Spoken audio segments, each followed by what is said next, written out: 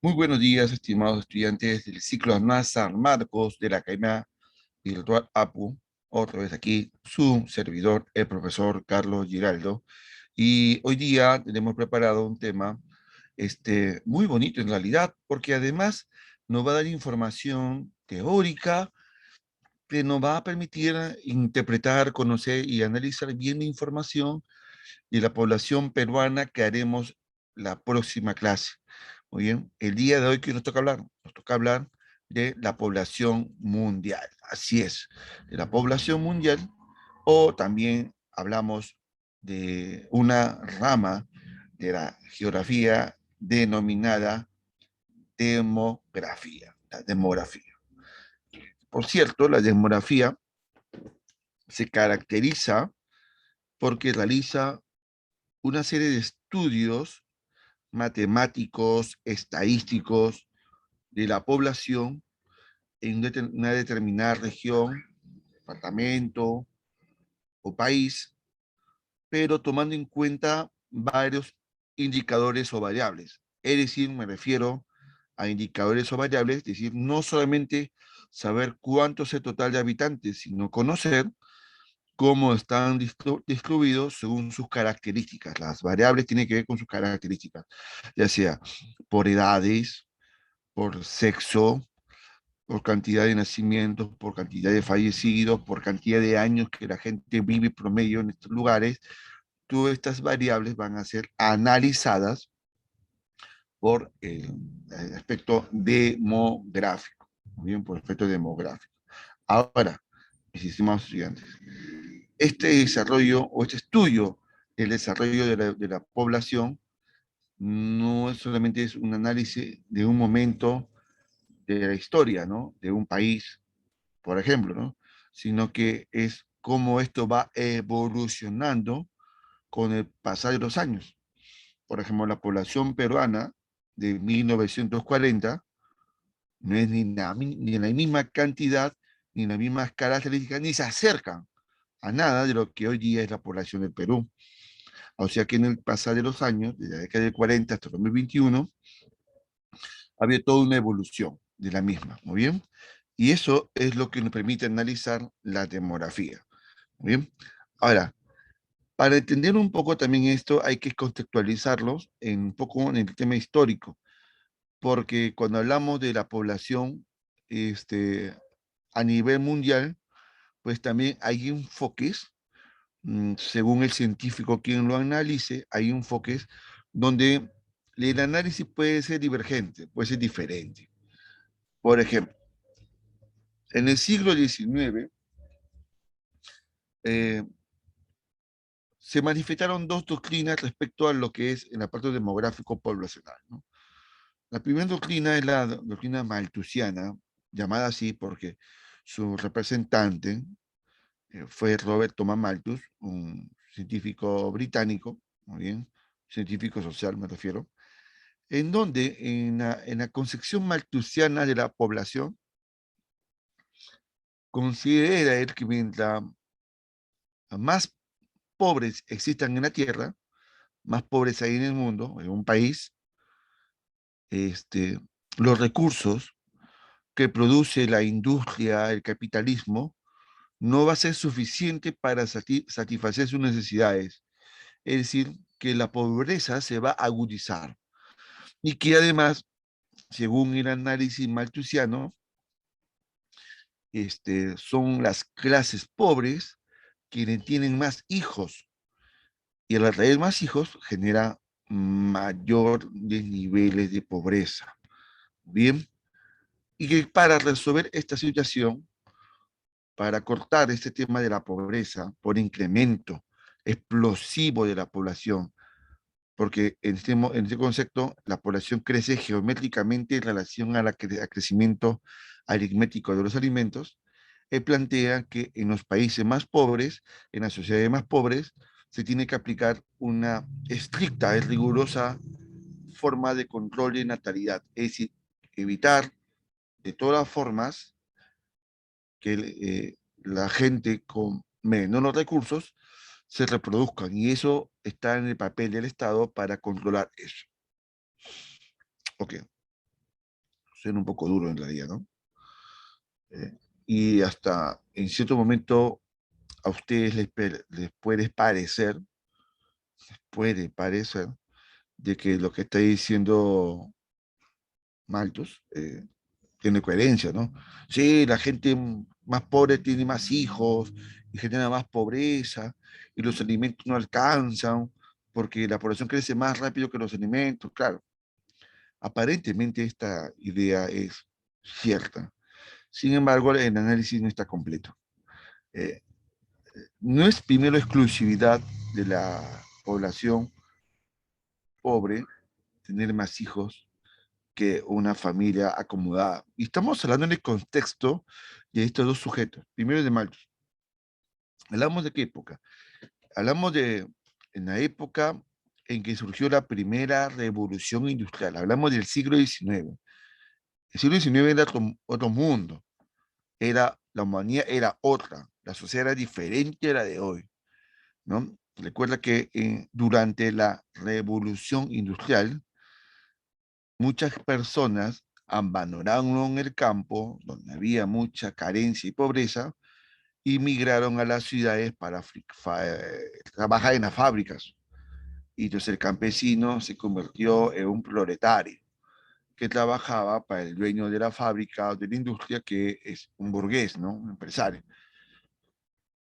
Pero recuerda que en este modelo de producción económica, el modelo de producción capitalista, en el capitalismo, este, es el trabajo poco asalariado y explotado del proletario que enriquece al dueño del capital, que es el burgués. Ahora, de la mano con el desarrollo industrial, también viene junto el desarrollo de las ciencias. Y recordarás en la historia que justamente las primeras medicinas, los primeros fármacos, como el primer antibiótico como la penicilina, y también con el desarrollo de las primeras vacunas, estos tipos de medicinas o de fármacos permitieron frenar de forma significativa la mortalidad de la gente. Porque antes de estos tipos de avances científicos, las personas vivían en promedio, no llegaban ni a los 60 años, ¿sí? No llegaban ni a los 60 años. La vida de las personas era bastante corta, la mayoría se morían por una enfermedad crónica o por una enfermedad mortal, y que no había medicina, no había cura y por eso morían rápidamente. La tasa de mortalidad infantil era muy elevada, muy elevada. Así que antiguamente, antes del desarrollo de la ciencia, la gente moría de forma más pronta y en mayores cantidades. Con el avance de la ciencia, y reitero, con los fármacos, esta tasa de mortalidad, este índice de muertes en la población en el mundo, sobre todo en los países industrializados, empezó a retroceder de forma significativa, de manera tal que las personas vivían más años, más años y más años. Y por lo tanto, esto naturalmente también significa un incremento de la población. Así que no solamente es el tema que se reproduzca más la gente, no, no, no. El tema también es de las enfermedades que ya eran combatidas con fármacos y la gente vivía más años. Y que, repito, ¿no? Este análisis de Malthus era un análisis un poco incompleto también. Para dar frente a esta idea demográfica malthusiana, hubo un análisis también diferente, y el viejo Carlos Marx, economista alemán. Y Marx hablaba de que, decía, bueno, sí es cierto, no, por lo general, pues la población en general, en realidad, en aquella época, tiene una familia numerosa, ¿no? Tiene varios hijos la gente, las familias son numerosas, porque también es parte de la idiosincrasia de la época, ¿no? Porque la mujer en que se acaba en la casa, pues, y el marido solamente trabajaba, ¿no? Entonces, todo un sistema bastante machista de la sociedad, ¿no? Era propio de entonces, a ver, familias numerosas. Y desde luego el análisis de Carlos Marx también se preocupaba por el asunto de que la pobreza estaba incrementándose en el mundo, ¿no? ¿No? O sea, está bien, ¿no? La población aumenta, también aumenta la pobreza, pero ¿cuál es el motivo por el cual la pobreza está aumentando? Porque se supone que si hay más población, entonces hay más mano de obra. Y si hay más mano de obra, se supone que esta mano de obra va para el capitalismo, ¿no? Para la industria. Que si hay más mano de obra, hay mayor producción. Si hay mayor producción, hay más riqueza. Entonces no tiene coherencia. Si hay más población, hay más gente trabajando explotadamente. Entonces debería crearse más riqueza. Entonces hay una incoherencia, decía aquí en el análisis de viejo Marx, y llegó a concluir lo siguiente. La pobreza mundial no tiene que ver solamente por incremento de la población por sí es simple, ¿no? Eso es una idea bastante simplista, ¿no? De analizar.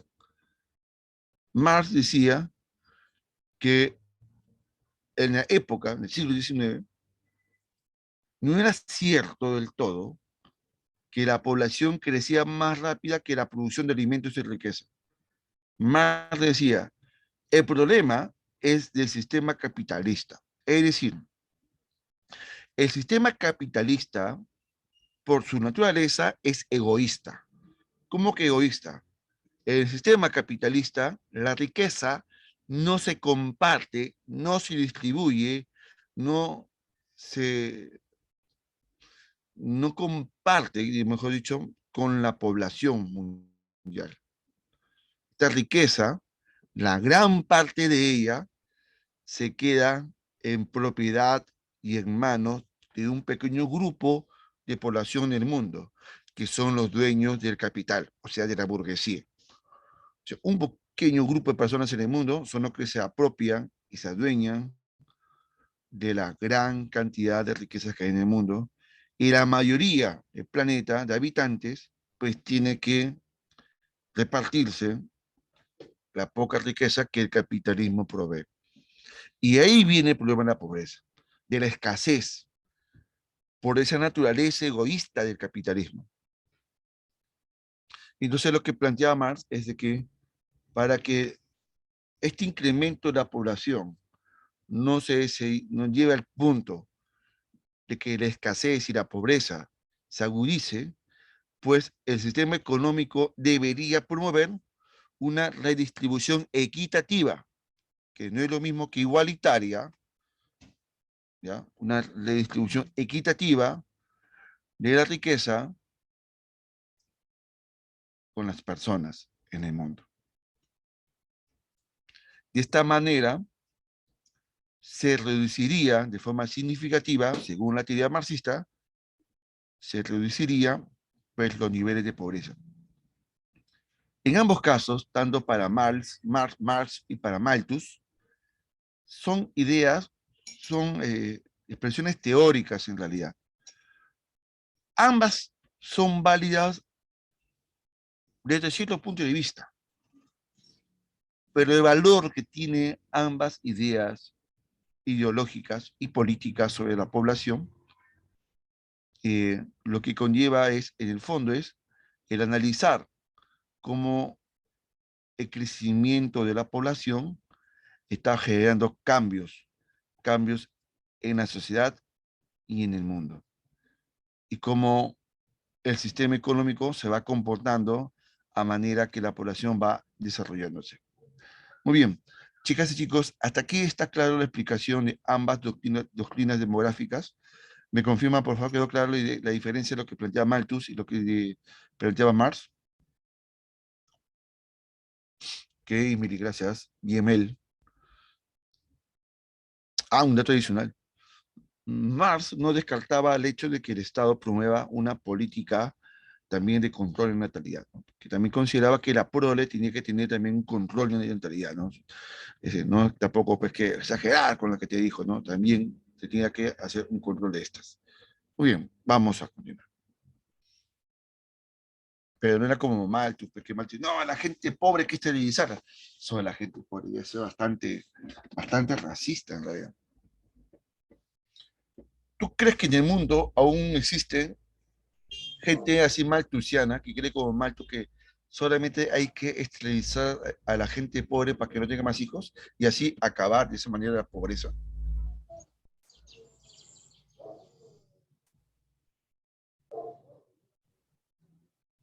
Sí, todavía hay. Eh, cuando surgió, cuando surgió la pandemia, amigas, amigos, por internet salían pues un montón de teorías de la conspiración sobre el origen del coronavirus, ¿ya? Y una de esas ideas de conspiración que leía por redes sociales, por internet, era muy curiosa, porque hablaban de que probablemente este coronavirus, esta nueva variante, había sido creada de forma deliberada. ¿Por qué? Porque este virus, pregunto, ¿este virus ataca principalmente a qué tipo de población? ¿A población de qué edades? Es la que ataca más. Claro, a los mayores de edad. Sí. Ok, ok. Pregunto, por lo general, a nivel mundial, ¿los mayores de edad siguen produciendo riqueza o ya no trabajan?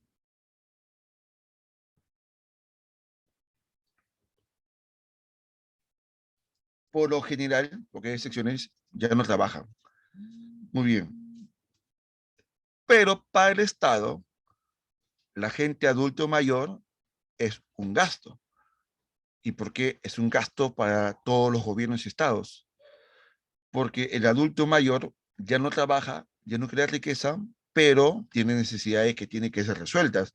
Por ejemplo, si ha sido una persona que ha trabajado por muchos años, entonces el Estado le tiene que dar una plata.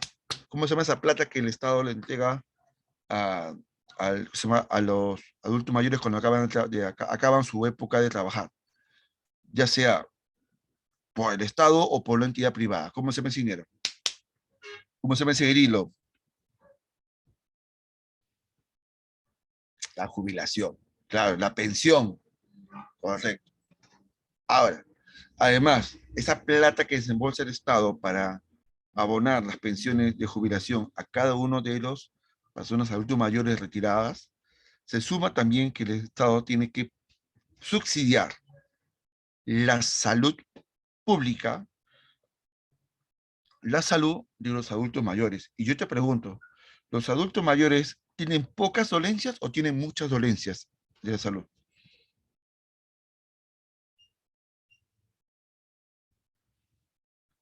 Tienen muchas dolencias, ¿no?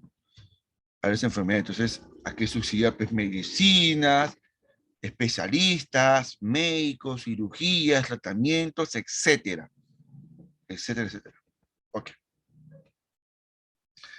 Y así, entre otras cosas más, estoy hablando de dos del dinero que el Estado y los estados en general tienen que soltar para mantener a la población adulto mayor.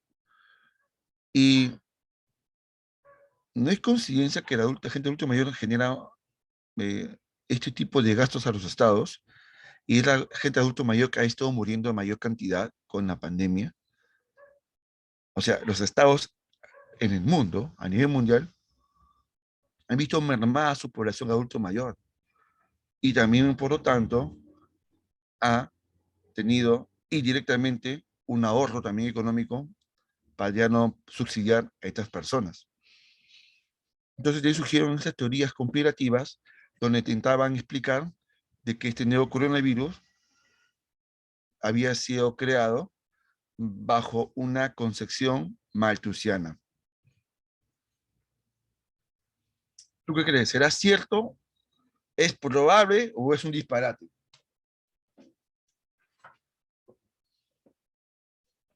¿Ustedes qué creen sobre eso? Complicado, ¿no? Complicado. Aquí me dicen, no, no tengo pruebas, pero tampoco tengo dudas.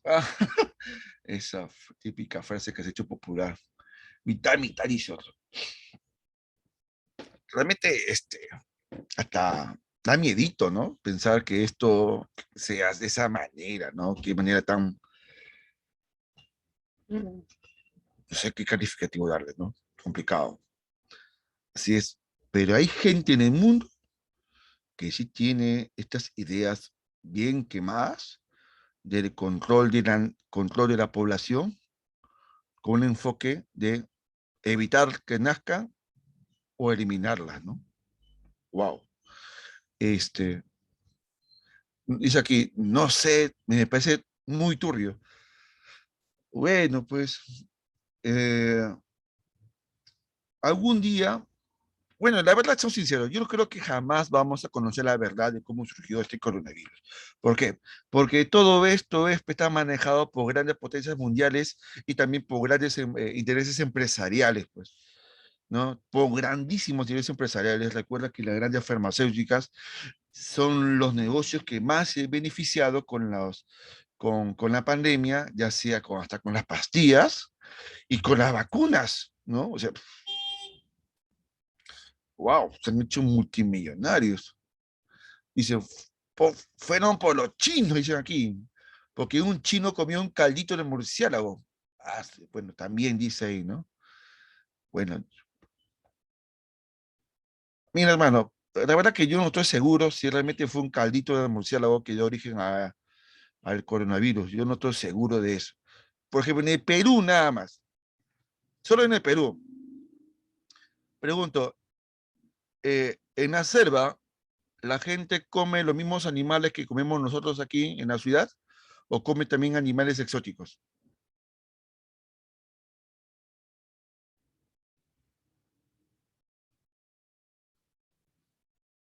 Ahí está. ¿Te puedo analizar ese contexto?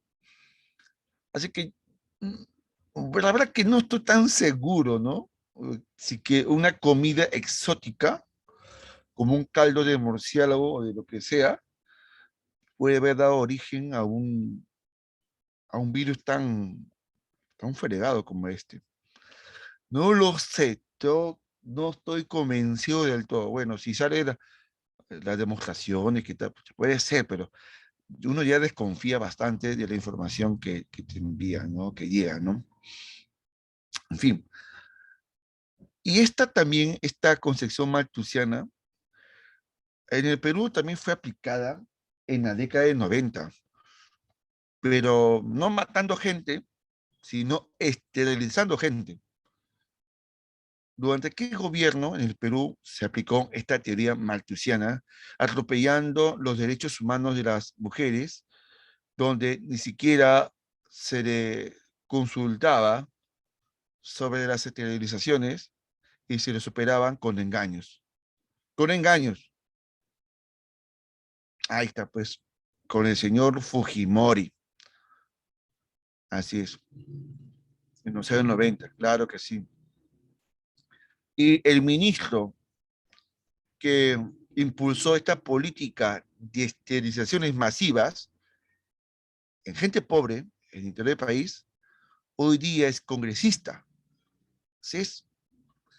Es el ministro de Salud que empezó la implementación de esta política de esterilizaciones, hoy día es congresista por fuerza popular. Porque tú dirás, profe, era gente pobre, tiene muchos niños. Oye, puede tener razón, ¿ya? Pero nadie te puede obligar a hacer algo contra tu voluntad. Y eso es, aunque no nos guste a varios, y hay que respetar, porque por algo Perú es un país dentro del derecho internacional, eso se llama atropello contra los derechos humanos. Así es, complicadito. Es un tema delicado que está en juicio, está en pleno juicio eso. Y ahí está, pues. Así que en Perú también tuvimos nuestro nuevo maltusiano con el señor Fujimori y todo su aparato político que gobernó en los 90. Ahí está. Muchachos, ¿cómo se combate la pobreza en realidad? Hay que ser sincero, ¿ya? Lógicos. ¿Cómo se combate la pobreza? ¿Evitando que la gente pobre tenga hijos? ¿O se combate con trabajo, con empleo? Con trabajo, pecholo, claro, pues, hermano. Muy bien, Christopher. Claro, con trabajo, pues. Con trabajo. Así se combate la riqueza, con trabajo. No cortando trompa de falope, esterilizando, pero. Sí, no, pues. Trabajo y educación, perfecta combinación, por supuesto. Sí, es Emily. Ustedes lo entienden. Ustedes no son políticos. Son estudiantes preuniversitarios y le tienen clara. Las autoridades peruanas que aplicaron el otro extremo, pues, ya pues tienen una forma de pensar bastante, bastante, usa una palabra bonita nomás, ¿ya? Bastante errónea, ¿ya? Así, pues no decir en términos más duros, ¿ya? Dice acá, allá, aquí Mel me escribe algo interesante. Me dice que la gente aquí quiere que se cierre el Congreso. Yo no creo que, que vamos a cerrar el Congreso. No creo. Yo te sugiero algo mejor que eso, sin llegar a cerrar el Congreso. A ver, no sé si ustedes me apoyan. A ver si ustedes me apoyan. Ya, no cerremos el Congreso. Dice, profe, ¿entonces cómo hacemos para que no venga más gente corrupta al Congreso? Ya, fácil. Cogiendo la idea que me planteaba Mel, reduzcamos el sueldo de los congresistas de 15.000 lucas, 15.000 lucas, que cobran doble en julio, ahora en diciembre, 15, o sea, se llama 30.000 soles, ahora en diciembre, bajémoslo, pongámoslo 3 lucas, 3 luquitas, 3 luquitas, nada más. Solo 3 luquitas nada más. Muy bien. Y que pague de su plata su combustible, que el Estado no le subsidie su combustible. ¿Qué les parece a usted? ¿Tú crees que así los congresistas, los corruptos se van a meter para el Congreso? ¿Ya? Bajémoslo, bajémoslo. Se van, dice. Se van. Es un tema complicado en realidad. No es tan fácil bajar el sueldo de los congresistas porque cuando uno es congresista o ministro, su trabajo es todos los días de la semana, 24 por 24. Es decir, tú trabajas para el país. No tienes, digamos, en el día de la semana pues, tu día de descanso, tu sábado y domingo tranquilo. No, no, no. Cualquier cosa, si estás ahí al tanto. Cualquier emergencia tienes que estar ahí. Así es. Así es. 24 por 24 de los 7 días de la semana. Y obviamente ese es un sacrificio fuerte de la familia. Sí, sí. Las familias son afectadas cuando tienen hijos, ¿verdad? ¿No? Pero bueno, pero también me parece que es bastante grosero que gane tanto. Es la verdad. Dice acá.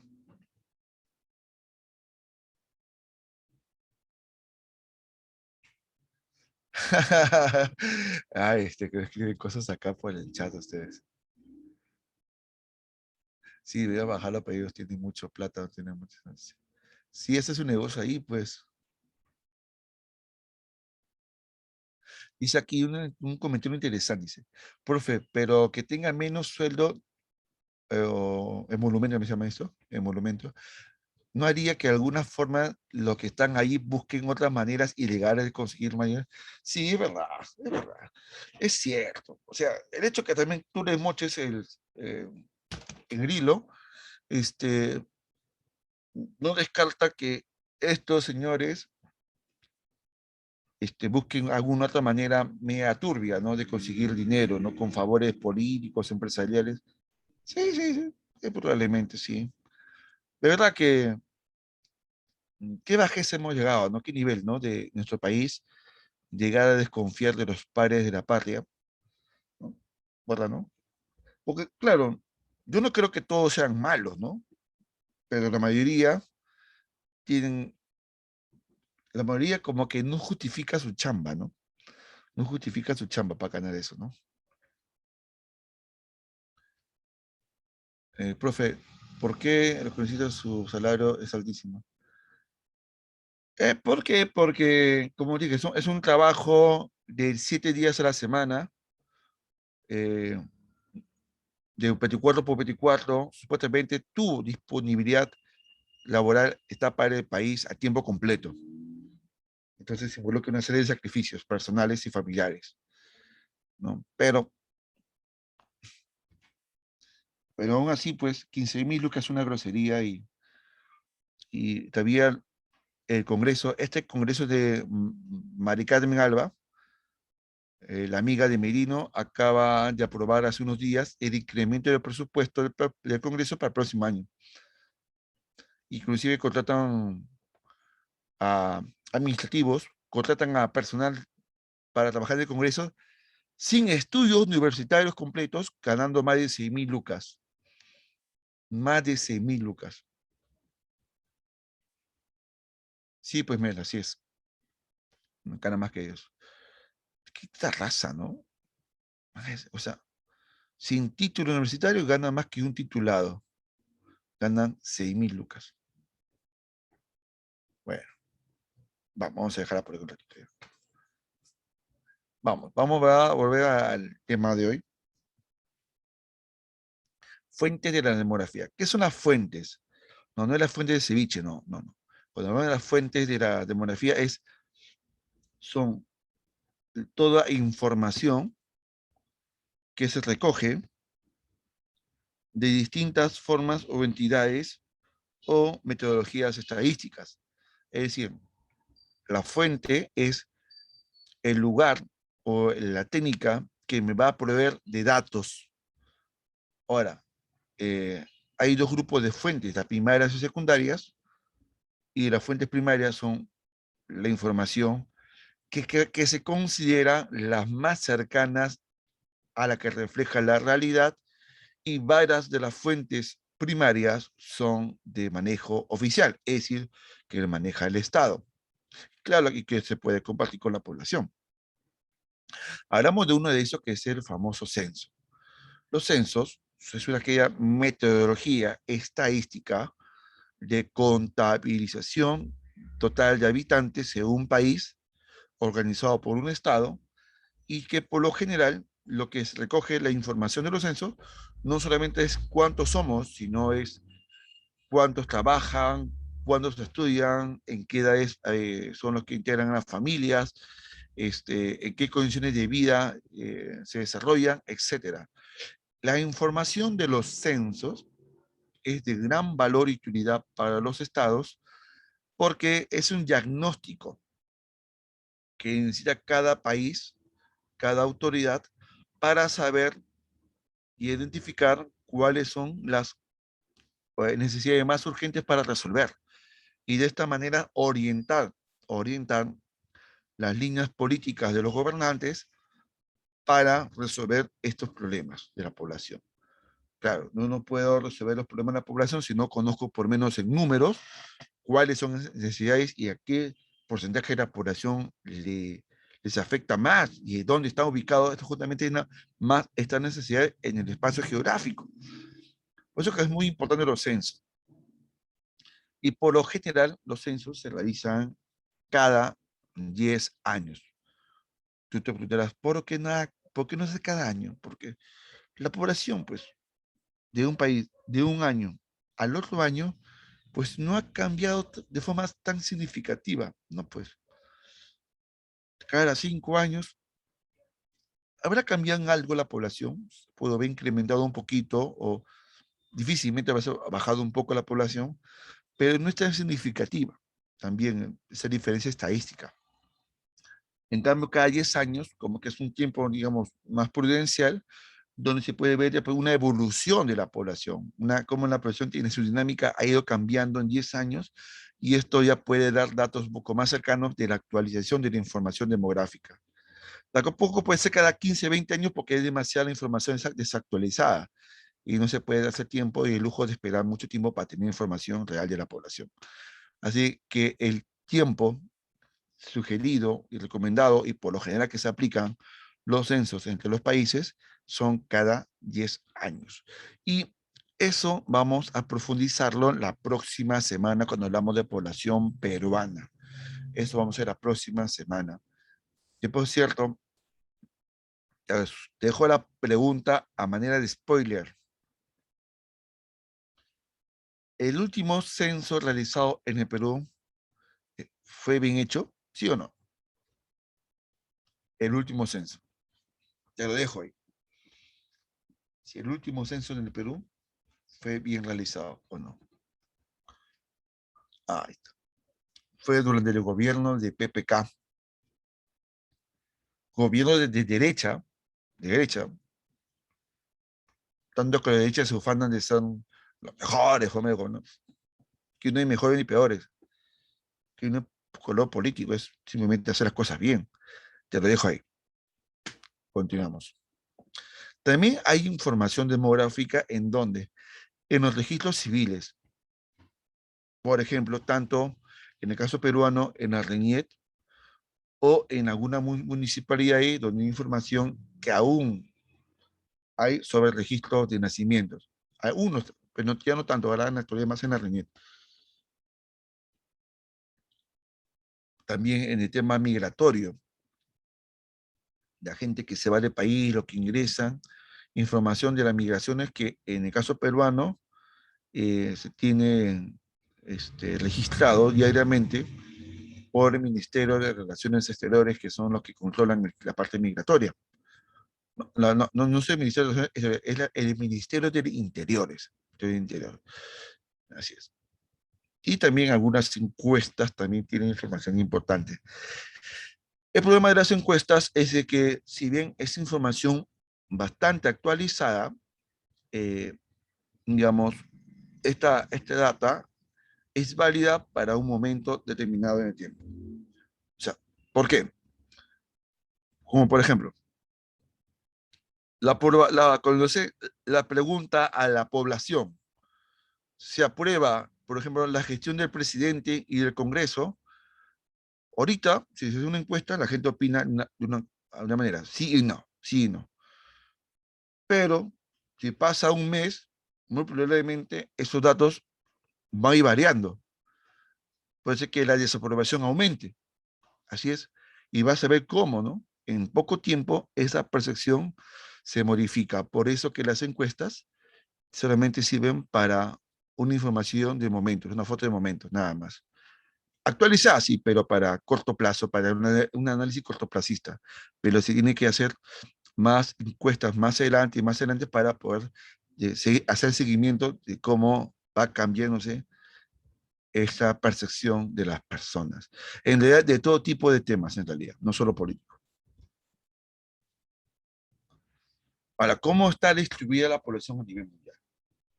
Bueno, hay dos causas bien definidas cómo se distribuye la población. Hay causas de índole natural como de índoles humanos. A ver, cuando son causas naturales, tenemos, por ejemplo, el clima. Esto vino en una pregunta de admisión de San Marcos hace un par de años atrás. Pregunta es, ¿en qué tipo de clima está concentrada la mayoría de la población mundial? ¿En climas fríos, templados o tropicales? ¿Qué dicen ustedes? ¿En qué tipo de climas a nivel mundial hay mayor concentración demográfica, o sea, poblacional? ¿Fríos, templados o tropicales? Fue pregunta de San Marcos hace como 4 años atrás. Me tengo una respuesta ya. Yo solamente veo que tienen las respuestas, para uno voy a explicar. Voy a ver que sigue llegando más respuestas. Vamos. Listo. Obviamente descartamos los climas fríos, ¿no? O sea, por lo general, la mayoría de la población, por lo general, yo sé que a algunos les gusta el frío. Sí, yo sé que a ti te gusta el frío, muy bien. Pero tienes una minoría en comparación de la población, de la mayoría de la población. La mayoría de la población no le gusta el frío, y hablamos de un frío de un solo día, de un día, una semana, sino de un frío de todo el año bajo cero. La gente no le gusta el frío, entonces, porque es difícil adaptarse ahí, ¿no? Y además que los recursos también son más escasos. Muy bien, va uno, se descarta frío. Ahora, me queda entre templado y tropical, ¿no? O sea, muy bien. Por lo general también, a ti te gustan los climas calurosos. Sí, pero tampoco no es que a la mayoría de la población tolere que todo el año pues, tenga temperatura sobre los 30 grados Celsius, ¿no? Todos los días, todo el año, calor, calor, calor, como que bueno, a algunas personas les gusta, ¿no? De hecho, algunas, pero la mayoría de la población no se concentra en climas tropicales, ¿no? Por lo tanto, son en los climas templados donde se concentra la mayor parte de la población mundial. Y recuerda en tema y climatología, conocemos el tema de climas, recuerda que templado significa que durante el año, con el pasar de los meses, va cambiando las cuatro estaciones. O sea, tiene estación calurosa, que es verano, tiene estación fría, que es el invierno, y tiene estación con temperaturas intermedias, que es otoño y primavera. O sea, no se estanca en una sola condición térmica, sino esto va variando. Muy bien, va variando. Y estos son los climas templados, muy bien, donde hay más concentración poblacional. Pero aquí para colocar la cereza de la respuesta, hay dos zonas templadas en el planeta, del norte y del hemisferio sur. ¿De qué hemisferio es la región templada más habitada? ¿Del hemisferio norte o del hemisferio sur? Dice la gente por el chat. Ajá, me llegan también respuestas muy variadas. Ya, te lo voy a responder. Mira, eh, pregunto, ¿en qué hemisferio se encuentra China? ¿En qué hemisferio? ¿Norte o sur?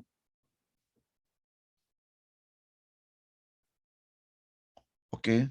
¿En qué hemisferio se encuentra Japón y Corea? Sí, el país de los chipitas.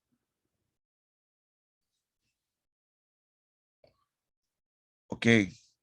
¿En qué hemisferio se encuentran los países europeos, como Rusia, Alemania, Francia?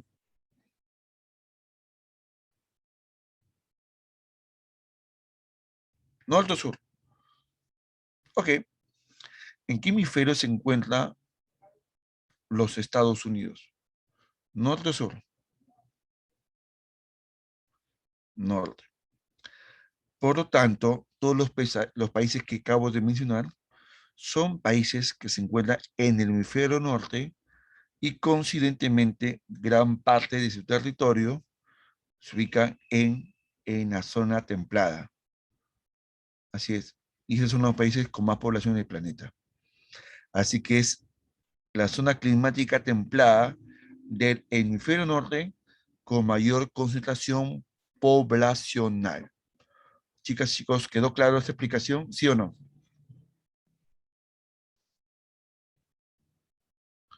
Muy bien, muy bien. Ya no tienes duda ya. Perfecto. Una pregunta más. Por ejemplo, en el caso peruano, para el caso peruano, ¿dónde hay ciudades más pobladas?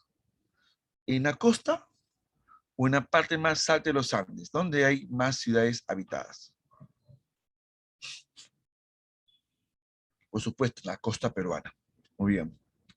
¿Y todo te has dado cuenta que a manera que uno sube más, a mayor elevación, a mayor altitud en la cordillera de los Andes, la población se va reduciendo? ¿Sí no es cierto eso?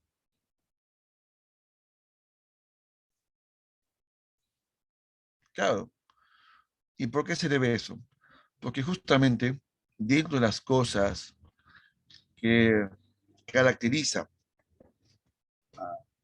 en el territorio peruano es la altitud, y a mayor altitud va cambiando cuestiones, elementos climáticos, va disminuyendo el oxígeno, el paisaje también se transforma hacia un paisaje un poco más accidentado, y esto dificulta, obviamente, la masiva, ¿no?, concentración de personas en zonas de mayor altitud. Así que a mayor altitud baja la población, baja la concentración de habitantes. No quiere decir que no haya. Sí, hay una ciudad que se llama Rinconada en Puno, que está a más de 5.100, 5.300 metros sobre el nivel del mar.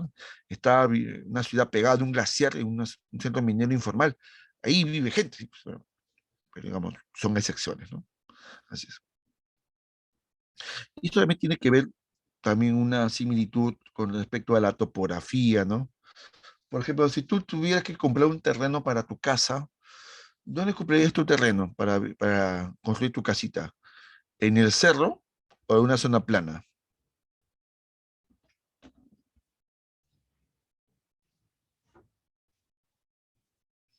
¿Dónde comprarías tu terreno?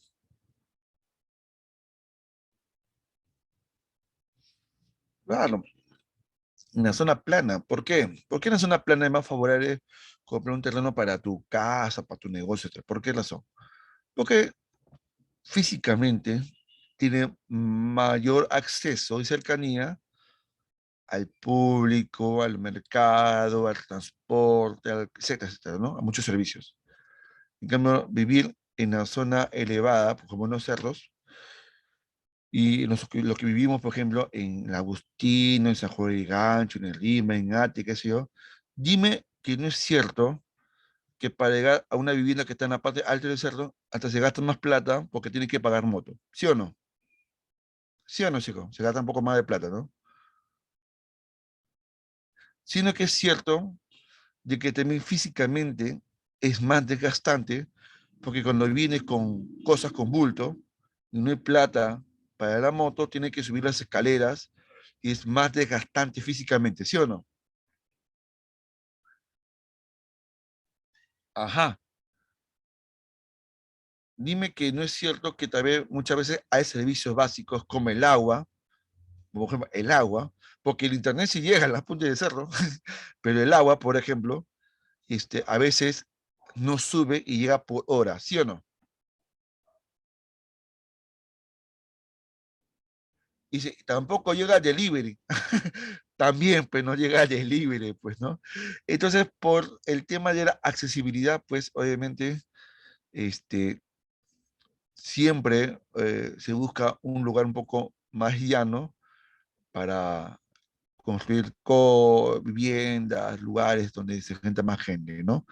Sí, pues, aunque realmente la ciudad de Lima ha roto todos dos parámetros, ¿no? Casi todos los cerros en Lima están habitados. Entonces la gente se le ingenia de forma muy creativa para que puedan tener los mínimos elementos. Por ejemplo, yo sé que hay lugares en Lima donde hay páginas en internet de deliveries entre los cerros. Sí, sí, sí hay. Así sí llegan. Y cosas que así, pues, se las arreglan, ¿no? Así es. Muy bien. Ahora, también el tipo de suelos también influye mucho en la cantidad de concentración de personas, ¿no? Naturalmente, si estamos en un valle donde hay abundancia de agua, y aquí junto con el último elemento, y las tierras o los suelos son fértiles, naturalmente, pues donde hay tierras fértiles y agua, va a haber gente que van a habitar esas tierras. Y en la historia universal, justamente las grandes civilizaciones se han desarrollado en valles donde hay agua y hay tierras fértiles. A ver, ¿quién me puede mencionar a una cultura, a una civilización de la historia universal que se ha formado con esa mezcla de dos factores importantes? Valle con abundante agua y tierras fértiles. Egipto, muy bien. Egipto es una de ellas. ¿Qué más? No es la única. Mesopotamia, claro, los sumerios, claro. ¿Qué más?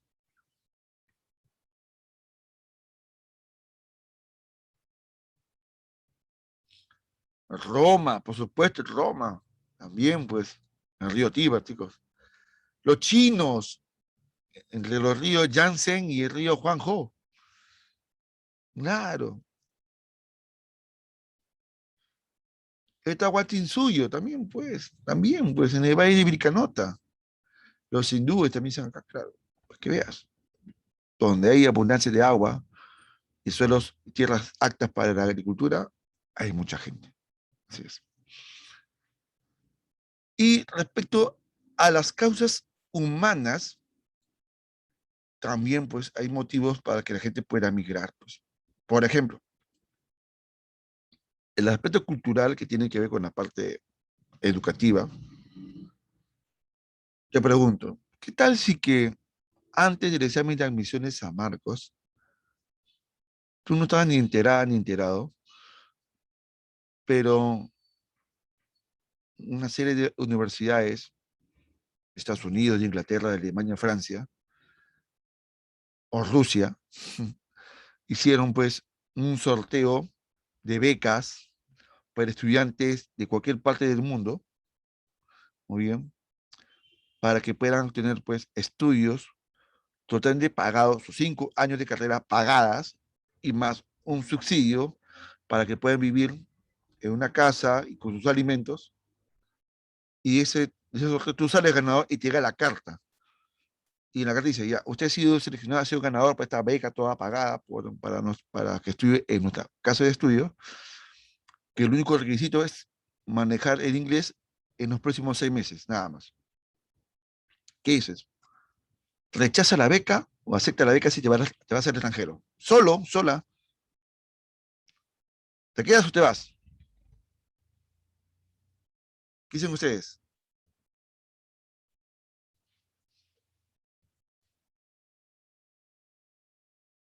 Me voy, dice aquí. ¿Qué más? ¿Cómo que si ahorita lo rechazo? No seas, pues, muchacho, muchacha. No lo pienses. Dice que en 6 meses tiene plazo para que manejes inglés. En 6 meses ya te dan plazo. Ahora sí se, ya, ok, ok. Me voy en One, dice, ¿no? Me voy, ahí está, claro, me voy a Rusia. Muy bien. Claro, te vas. Ay, mira que me escribieron acá. Mija. Profe, mi enamorada. Mucha madre. Oye, o vamos a bañar a este chivolo, ¿ya? Vamos a bañarlo, ¿ya? ¿Cómo que? Ah, su madre, oye. Olvídate hoy. Hola, ¿qué tal? Buen día.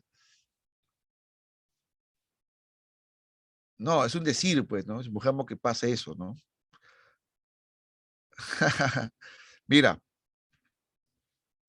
este ejemplo que he dado, así un poco exagerado, no, bastante exagerado en realidad, ha sido para comprobar en ustedes de que por cuestiones culturales, por cuestiones educativas, ustedes están dispuestos a salir del país y vivir a otro lugar porque saben que es una oportunidad en su vida para tener una carrera toda pagada y mejorar también su futuro. Exacto, exacto. Porque es un buen motivo para irse a migrar, estudiar afuera. Es un buen motivo. Así es. Ahora, si bien eso no es tan frecuente, ¿cuál es el principal motivo por qué las personas se van de un país, se van a otros países? ¿Por qué? ¿Cuál es el principal motivo? El más frecuente de todas.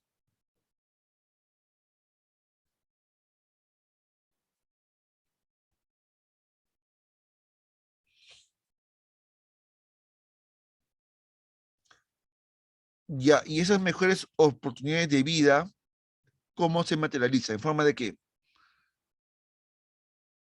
¿Qué va a buscar? Dinero, más trabajo, ¿no? Un trabajo que te paguen más. No importa si vas a lavar wateres, no importa, pero van a pagar más que lavando wateres en el Perú. Entonces muchos se van. Así es. Por cuestiones económicas, ¿no? Por cuestiones económicas, ¿no? Entonces ahí está. Por cierto, yo sigo esperando a la gente que decía que se iba del país y ganaba Castillo y que iba a venir papita con huevo en Chile. Yo sorprendo que se larguen. ¿Cómo no se van, ah? Dijeron que se van a largar y que va a vender su casa. Yo espero que se larguen y me vendan su casa, por favor. Cumpla su palabra, por favor. Así que, sí, pues la gente se va por trabajo, pues. Así es, así es. Y, y otros motivos más, también, pues, por causas humanas, por guerras, conflictos armados, también, pues, genera que la gente huya de lugares violentos y busque un lugar más pacífico, ¿no? Sí, sí, Mel, sí, sí, hay un montón de eso, cantidad, como canchas. Continuamos. Vamos a conocer entonces ya en concreto, es acá veo un comentario. Profe, los peruanos que se van a otros países, profe, los peruanos se van a, se van a otros países porque allá valoran el trabajo, acá no. Yo creo de donde paguen más, tú valoras más el trabajo. Me parece que por ahí va el asunto, ¿no? Cuando te pagan bien, tú valoras tu chamba, te quedas ahí y ves una oportunidad de crecimiento personal, ¿no? Este, las oportunidades siempre están para aprovecharse, ¿no? Si tienes una oportunidad de crecer, ¿no? Dentro del país o fuera, pero va a ser tu crecimiento personal, pues tienes que aprovecharlo. Claro, lo ideal sería que las oportunidades se dieran dentro del país para que el país crezca también, ¿no? Pero si no se dan, pues si tienen la posibilidad de salir afuera para estudiar, para trabajar, o las dos cosas a la vez, háganlo, no hay problema, ¿no? Somos un mundo globalizado, ¿no? Y siempre hay que tener la predisposición de aprovechar lo que venga, ¿no? Las cosas positivas. Si es para ti, para tu bien, bien. Dice, población absoluta. Bueno, aprovechen eso que están solteros. Cuando tienen hijos es un poco más complicado. La población absoluta es la variable demográfica que nos da la información del total de habitantes en un país o en un territorio. Y esa totalidad de habitantes, por lo general, se tiene gracias a los censos, que nos da pues una información muy aproximada a la cantidad real de personas que hay en una determinada región o territorio. Así es. En el caso, a nivel mundial, por ejemplo, los países más poblados del mundo, ¿cuáles son? Oye, chicos, ¿cuál es el país más poblado del mundo? El primero, ¿cuál es? China. China, muy bien. Su política, de natalidad de máximo 2 hijos ahora. Antes solamente era de un hijo por familia, ahora máximo 2. ¿Y cuál es el segundo país más poblado del planeta? El segundo. La India, pues, la India. Por cierto, según especialistas, eh, proyectan que dentro de unos 25 años aproximadamente, quizás un poco menos, la población de la India pueda rebasar el límite de la población de China. ¿Por qué? Porque ahí en China hay un control de natalidad, máximo 2 hijos por familia. En cambio, en la India no hay límites. O sea, pues, la gente tiene cantidad de hijos allá. Y así que se va a convertir en el país más poblado del planeta en el futuro, la India. ¿Sí? ¿Y cuál es el tercer país más poblado del mundo? El tercer país más poblado del mundo. Hay torres, muy bien, está bien. Aunque ese término ya no se usa tanto ya. Claro, es los Estados Unidos de Norteamérica. ¿No? Ahí está. Ahí está. ¿Y cuál es el país menos poblado del mundo? El menos poblado del mundo.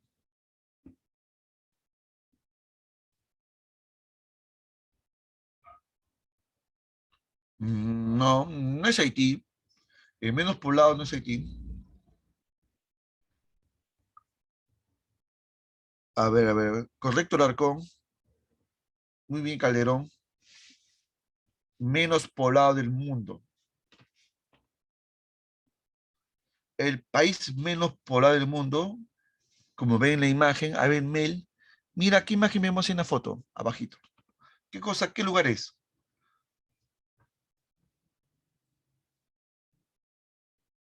Ajá, correcto, el Vaticano, muchacho, o la Santa Sede. Claro, el Vaticano o la Santa Sede es primero el estado más pequeño del planeta y también es el país menos poblado del mundo, que ni llega a los 1.000 habitantes. No llega ni a 1.000 habitantes, así es. Así es. Ese es el estado, donde la máxima autoridad es el Papa Francisco, ¿no? Y es un pequeño país que está dentro del territorio de la península itálica. ¿Bien? De ahí otros países pequeños, como Tuvalu, Nauru, que son islas en Oceanía, también son países menos poblados, con 4.000, 6.000 habitantes por ahí, ¿no? Es más, donde tú vives, ¿no? En Santa Anita, en Agustino, etcétera, o en San Juan de Lurigancho, pues tiene más habitantes que esos países, pues. Sí, claro que sí, es un país. Sí, es reconocido por la ONU, un estado. Y quiero que vean aquí en este mapa, eh, ¿cuál es el continente más poblado? Asia. Asia es el más poblado del planeta. ¿Y le sigue quién? África, le sigue América, le sigue Europa. Y miren en América. Es obvio que América, el país más habitado es los Estados Unidos. Y el segundo más poblado de América es Brasil. Brasil. Y le sigue México. Pregunto, ¿en qué ubicación el Perú está en América? 8, octavo. Octavo. Y muy probablemente, digo, muy probablemente para el 2021, para el 2022, ya no seamos octavos, sino seamos séptimo. Es muy probable porque la diferencia con Venezuela es casi nadita. Y más bien la población venezolana ha ido reduciéndose en los últimos 10 años. Así que probablemente estemos en el séptimo lugar ya. Así es. Así que país poco poblado tampoco somos, ¿no? Somos un país con una regular cantidad de habitantes. Pero obviamente no se puede comparar ni con Brasil, ni con menos con China, ni con la India, ¿no? Estamos lejos también de ellos, demasiado. Eh, en Asia, China es el más poblado, sigue la India, después sigue Indonesia. En África, mira, Nigeria, 209 millones de habitantes, a la mierda, casi como Brasil, casi como Brasil. Egipto, mira, 100 millones de gente viven en Egipto.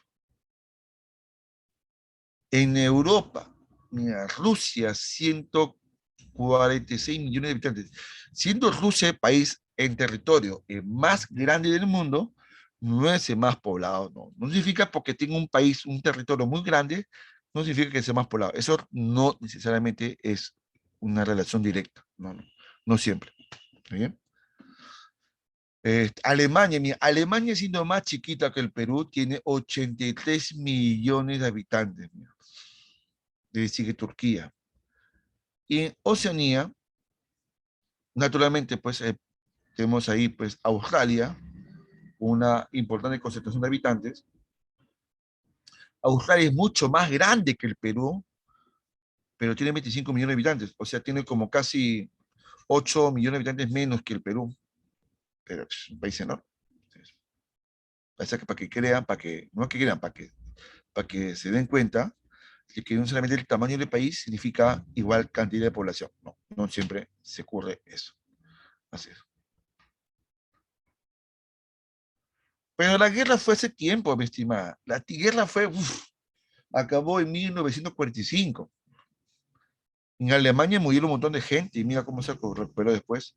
Ni hablar de Japón, ¿no? Que le cayeron 2 bombas. Entonces, es que pasa que Rusia es tan grande y también tiene una geografía muy complicada. O sea, hay lugares de Rusia que una cuarta parte de Rusia tiene temperaturas por debajo de 0 grados Celsius.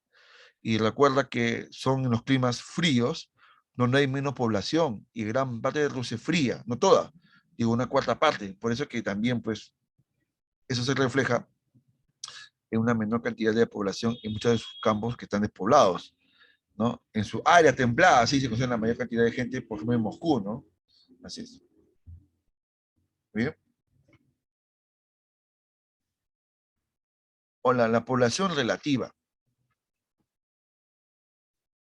¿Qué representa la población relativa? Representa el número de habitantes por kilómetro cuadrado. Vamos a dar un ejemplo sencillo. Un aula de 10 metros cuadrados, chiquito nomás. Hay 10 alumnos. Pregunto, ¿cuántos alumnos hay por cada metro cuadrado en el aula de 10 metros? Repito, un aula de 10 metros cuadrados. Hay 10 alumnos. ¿Cuántos alumnos hay por cada metro cuadrado? Claro, hay un alumno por metro cuadrado. Perfecto. Ahora, ¿qué pasa si hacemos eso? Ya, la matrícula aumentó y ahora hay 30 alumnos en esa aula de 10 metros cuadrados. Pregunto, ¿cuántos alumnos hay por metro cuadrado en esa aula? Claro, ahora hay 3 alumnos por metro cuadrado. Entonces la pregunta es, ¿dónde hay mayor concentración de personas? ¿En el aula de 10 o en el aula de 30? Obviamente el aula de 30. O sea, el aula va a estar más lleno. Así, cuando el territorio está más lleno de personas, hay una mayor densidad. ¿Bien? En el caso, a nivel de un país, se toma ejemplo o se toma como datos la población absoluta entre el tamaño de la superficie del país. Por eso que cuando analizamos aquí datos de los países más y menos densos, nos damos con esta sorpresa. Mira,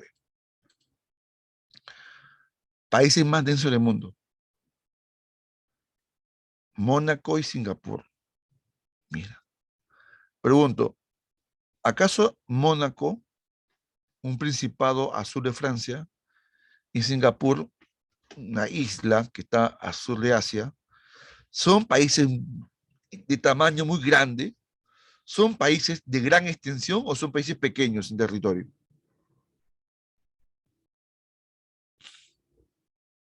Sí, son países pequeños de territorio. Son muy chiquitos, son países chiquititos. Son más chiquitos, casi más chicos que el departamento de región de Lima. Así es. Pero mira su densidad demográfica. Mira, Mónaco, por cada kilómetro cuadrado hay aproximadamente casi 19.000 personas por kilómetro cuadrado. Singapur, casi 8.000 personas por kilómetro cuadrado.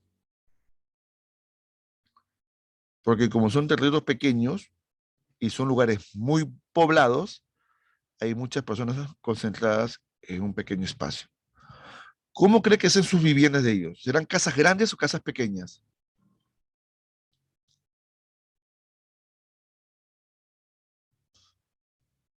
Claro, tienen viviendas pequeñas. Claro, con todas comodidades porque son países de primer mundo, pero casas pequeñas. Así es. Así es. En cambio, vamos a ver aquí, los países menos densos del mundo, Sahara Occidental y Mongolia. Miran, buscan en Google, busquen los territorios de Sahara Occidental y Mongolia y compáralos con el Perú. Pregunto, ¿son países pequeños o son países grandes? Sahara Occidental está en África, al norte de África, y Mongolia está en Asia, costado de China y Rusia. Busquen bien, busquen el mapa ahí en Google y compara con el Perú. ¿Son países de territorios grandes o pequeños?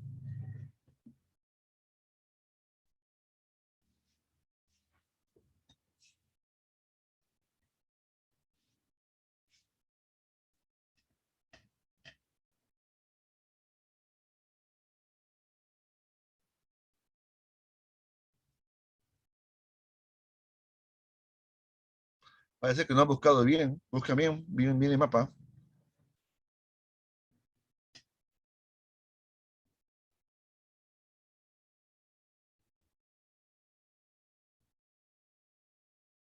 Son países grandes.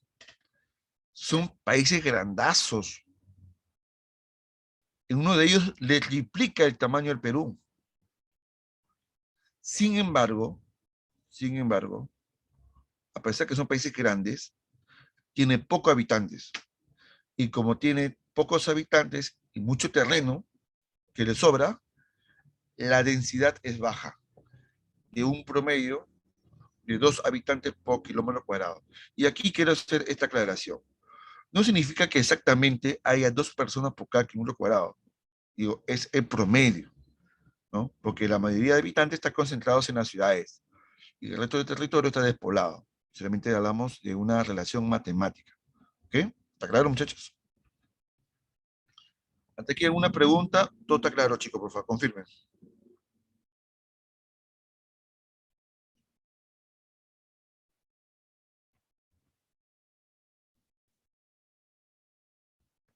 Muy bien, perfecto. Vamos, continuamos. Y aquí tenemos pues el continente asiático, que es el más denso del mundo, con 89 personas por kilómetro cuadrado por medio en Asia, seguido de cerca por Europa, que tiene 70 personas por kilómetro cuadrado aproximadamente. Para la tasa de natalidad. La tasa de natalidad viene a ser el número de nacimientos, de nacidos vivos, por cada 1000 habitantes. ¿No bien? ¿Cómo se saca la fórmula de esto? Bueno, cantidad de nacimientos sobre la población total del territorio por 1000. Así es. Bueno, vamos a ver un ejercicio de esto. A nivel mundial, los países con mayor tasa de natalidad son los países africanos. 45.6 nacimientos por 1000 habitantes en Níger, en Chad 41.6 nacimientos por 1000 habitantes, Somalia, sigue otros. Y los países con menos tasa de natalidad, o sea, con menos cantidad de nacimientos al año por 1000 habitantes, tenemos ahí Corea del Sur, Mónaco, San Marino, que por cierto, ¿estos países son países tercermundistas o son países desarrollados? Corea del Sur, Mónaco, San Marino. Son países desarrollados, exactamente. Son países de primer mundo, así es. Aquí como que Marx tiene un poco lógico su análisis, ¿no? Pareciera que en los países más pobres hay, no pareciera, es lo que es, ¿no? En los países más pobres hay más tasas de nacimientos, ¿no?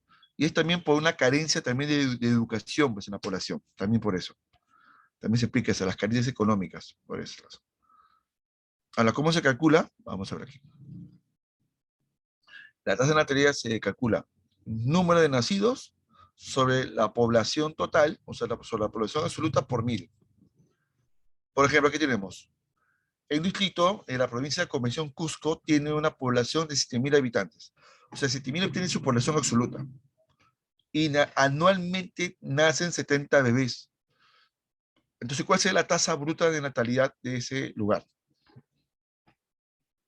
70 bebés entre 7000 habitantes por 1000. A ver, chicos, ¿cuál será la respuesta aquí? ¿Cuál sería? Ustedes son aquí los capos acá, en matemáticas. Ah, me está llegando respuestas acá ya. Sería aquí 0.01 por 1000, por 10, sería 10 nacimientos por 1000 habitantes, muchachos. Ahí está. Aquí más salió igualito. Ahí está. Muy bien, muy bien. A varios les salió igual. Perfecto.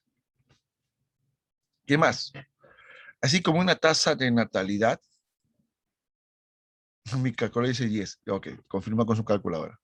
Ahí está. La tasa de mortalidad viene a ser, pues, la tasa opuesta, ¿no? La cantidad de fallecidos por cada 1000 habitantes en el lapso de un año. Por ejemplo, tenemos aquí que los países como Bulgaria y Serbia, que son países europeos, pero ojo, son países europeos con pobreza, con pobreza. Tienen la más alta tasa de mortalidad.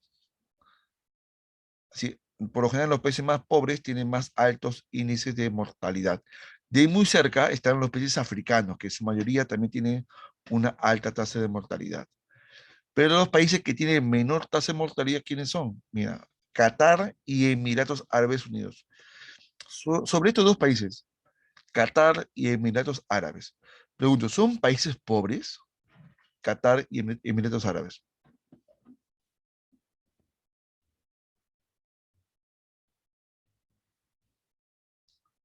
¿Tú crees que en Qatar y Emiratos Árabes o Árabes Saudita soy puro camello nomás ahí, ¿no? Puro desierto y camello, ¿no? Dice, Qatar va a tener un mundial. Ya, ahora, para que Qatar tenga un mundial de fútbol, ¿debe ser un país pobre o un país con mucha plata? Claro, también plata para sobornar, ha ganado la locación del mundial de paso. Así es, esos países son petroleros y los países petroleros se puren en plata. Son países con plata, son esos países árabes. No son países pobres, ¿no? ¿No? Y justamente en los países ricos la tasa de mortalidad es baja, bastante baja, bastante baja. Ahora, en la tasa de mortalidad es diferencial por edad. ¿Qué quiere decir esto? Que cuando uno es recién nacido, eh, las probabilidades de que muera son muy altas, porque un ser, un nuevo ser, un bebito, no tiene todas las defensas completas para poder sobrevivir a distintas enfermedades o infecciones. Por eso que a los recién nacidos se les aplican vacunas, pues, ¿no?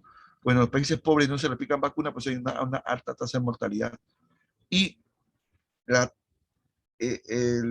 digamos, la probabilidad que muera va disminuyendo a manera que se hace más jóvenes, que se hacen más fuertes a cualquier tipo de infección, por lo general, ¿no?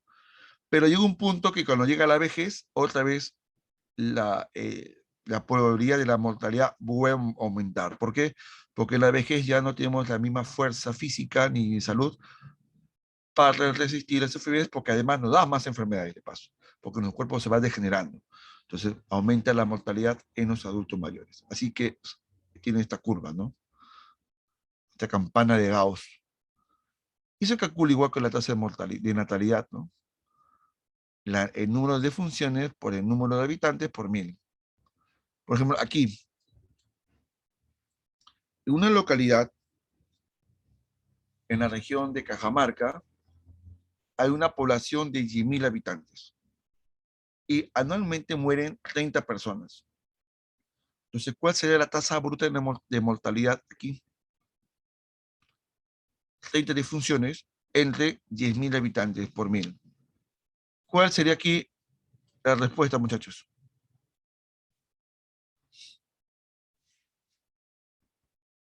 A, que me escribió Mr. Christopher. También Torres. ¿Qué más? Vamos, vamos, muchachos. Saca tu calculadora. Ok, Mel, muy bien. ¿Qué más? No, está Emily, ¿dónde está Emily? ¿Dónde está Meli?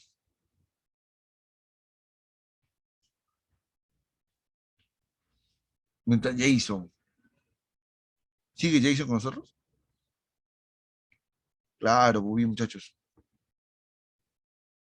Sale 3 fallecidos por 1.000 habitantes al año, que es la tasa promedio de este caso, de esta localidad. Sí. Eh, Te voy a ser sincero, ¿ya? En San Marcos jamás ha venido una pregunta con este tipo de planteamiento. No. Sin embargo, ya sabes cómo hacerlo. Es facilísimo.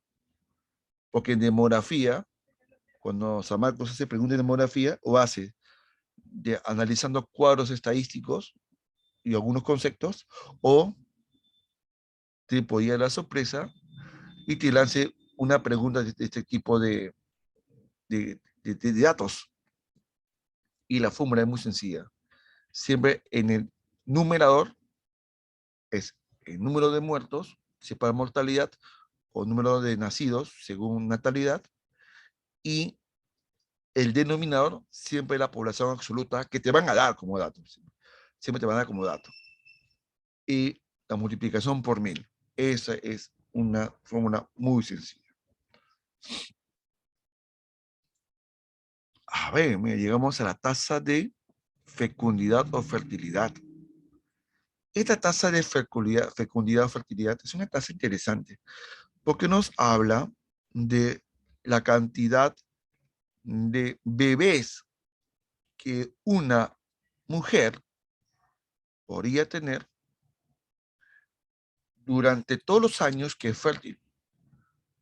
Y una mujer es fértil desde que comienza su primer periodo hasta el último día que ovula, que justamente es cuando comienza la menopausia, o ya está en menopausia, cuando ya deja de ovular. Porque cada ovulación significa que el cuerpo dice, hoy está listo para ser embarazada. Pero obviamente, pues las mujeres no se embarazan así, pues como cuyes, ¿no? No, pues, ¿no? Sino porque hay también, pues, una conciencia de lo que es cantidad o tasa de natalidad, ¿no? A ver, mira, de los 15 años por medio, algunos más, unos menos, hasta los 49 años, 45 años por medio. Mire bien, muchachos y muchachos. ¿Cuántos hijos por mujer? Pregunta, ¿cuántos hijos tuvo tu abuela o tu tatarabuela? A ver,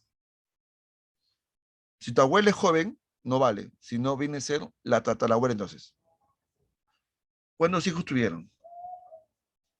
¿Cuántos tíos tienen? Mi abuela tuvo 9 y la otra tuvo 12 hijos. ¿Ya? Ya, bien. Entonces, mi abuela tuvo, de parte de mi mamá, 8 hijos. Ya, por parte de papá, 3 hijos, ya. Más.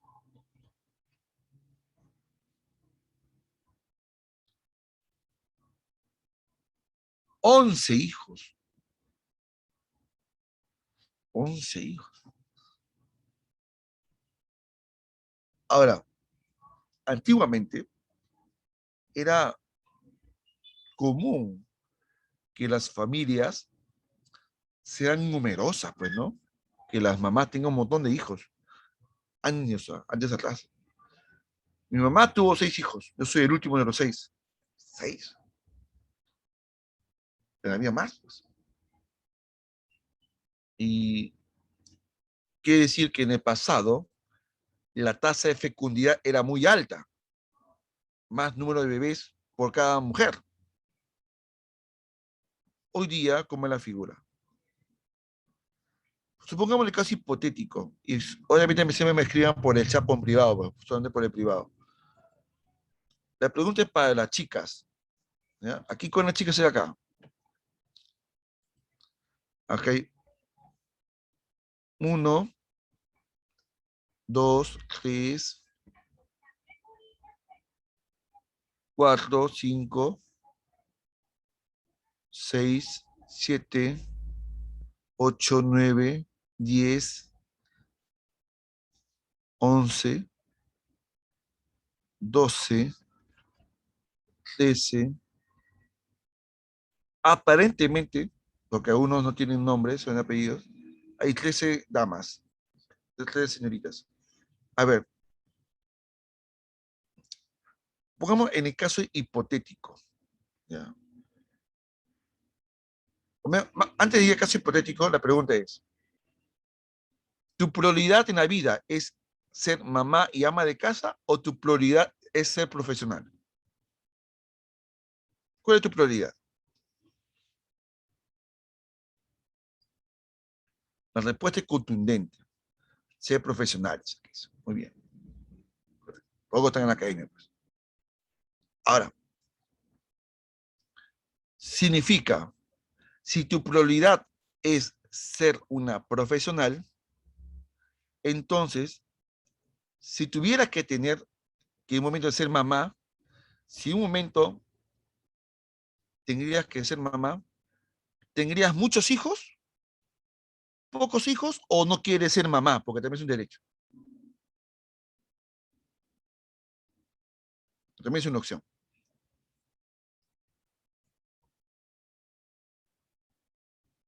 No tendría hijos, dice. O sea, prefiero los gatos, dice acá. Ya, prefiero los gatos. Yo sí quiero ser mamá, dice. ¿Y cuántos hijos sería si quieres ser mamá? ¿Cuántos? 6, 8, 10, uno.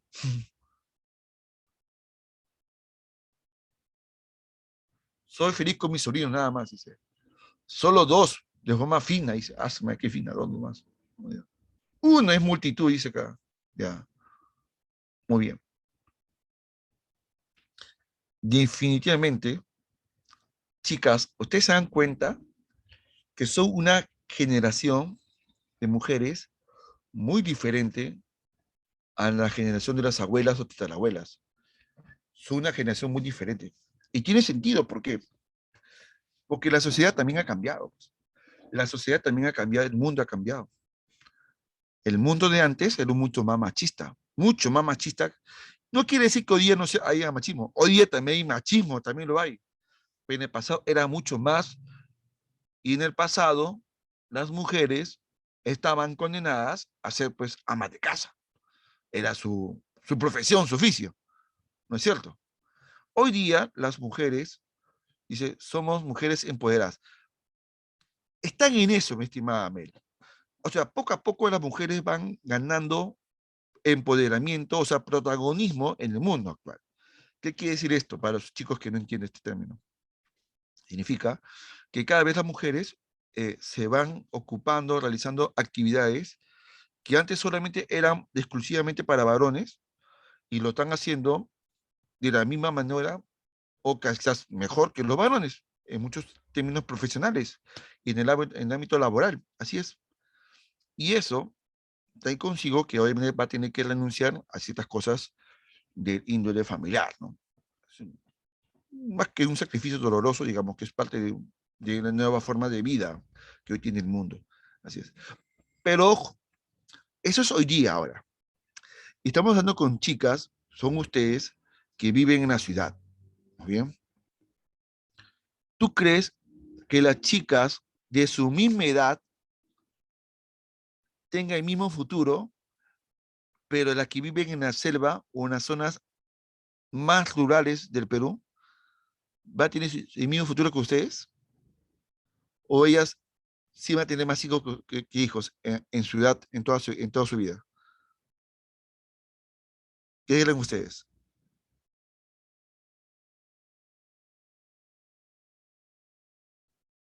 ¿Mm? Sí, pues Mel, es cierto. A ver, además chicas, y también chicos también pueden comentar acá. ¿Tú crees que las señoritas de la edad de tus compañeras que viven en la parte interna de la selva, en la parte más rural de los Andes, también van a tener pocos hijos? ¿Van a tener mismas oportunidades que las chicas de aquí que están en la Academia APU y en la ciudad de Lima?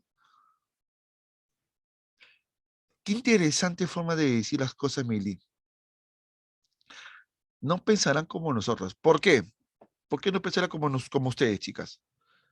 ¿Por qué? Porque es otra cultura, es otra cultura. Si hay que hacer un análisis antropológico, es otro tipo de sociedad, tiene otro tipo de valores, tiene otro tipo de forma de conductas en sus sociedades, son otras normas sociales. Así es. Yo conozco chicas ahí, por ejemplo, de 16 años, 17 años, en las comunidades achánicas, en la selva de Chanchamayo, que ya tienen 3 hijos ya, 3 hijos. Así es. Y van a seguir teniendo más. Claro, tiene diferente pensamiento, dice aquí mi estimada Emily. Y también se respeta su forma de pensar también. Claro, se le respeta su forma de pensar también, se le respeta. Porque es parte de su idiosincrasia, de su cultura, su forma de ser, porque es así es. Así es. Así que te das cuenta también algo interesante aquí, que la tasa de fecundidad no es la misma en ámbito urbano que en el ámbito rural, son diferentes. ¿Te das cuenta, no? A pesar que estamos en pleno 2021, ¿no es cierto? Hay una diferencia. No, no podemos homogenizar todo el enfoque como uno solo, ¿no? Hay variaciones también. Así es. Correcto. Muy bien. Y el país que tiene mayores tasas de fecundidad son países africanos. Mira. 6,8 hijos por mujer tiene un promedio en Níger. Y en Somalia casi 6 hijos también por mujer. Y los países que tienen menos tasa de fecundidad es, mira, Corea del Sur, que es un país desarrollado. ¿Cómo entiendes ahí 0,92 hijos por mujer? ¿Cómo se entiende esa cifra estadística? 0,92 niños por mujer en Corea del Sur. ¿Cómo se le entiende? Claro, no, no son 9 niños, no, no, no, no, no, no. 0,92 significa menos de uno. O sea, una mujer coreana tiene de 0, o sea, ningún hijo, a uno, probablemente por toda su vida. De ningún hijo a uno, así es. Y muy cerca está Hong Kong también, ¿no? 1,0 niños por mujer, o sea, un hijo por cada mujer por medio. Como también podría haber algunas que no tienen ninguno. Y en el caso peruano, ¿cómo es la cifra? 1, niños por mujer, 1,5 niños. ¿Cómo se entiende esa interpretación estadística en el Perú? Que es el promedio, y que eso varía en el ámbito rural y urbano, varía. En el urbano es menor, en el rural es más alto. ¿Cómo se entiende 1,5? De 1 a 2, correcto, chicos. De 1 a 2, exactamente. No, porque no puedo decir de 0 porque ya comencé de 1, ¿no? Aunque yo conozco cada vez más amistades, amigas, que no quieren tener hijos, ¿no? Está bien, pues. Y yo le pregunto, ¿y por qué no quiere tener hijos? Digo, ¿para qué? Yo quiero dormir esta tarde, me dice, ¿no? Quiero vivir soltera, vivir independiente, viajar donde me da la gana, comer lo que me da la gana, llegar a la hora que quiera a mi casa. Quiero ser feliz así. Entonces, hay chicas, conozco amigas que tienen esa forma de pensar, es bacán. Está en todo su libre derecho y mientras sea feliz, happy, pues, chévere, así es. Dice aquí un estudiante, creo que si estoy en la posibilidad, yo adoptaría. También, no tener hijos, pero adoptar, también es una opción, también, pues. Te adoptas un hijo de 17 años y ya a los 18 lo pones a trabajar. Es una broma nomás. Ya ves.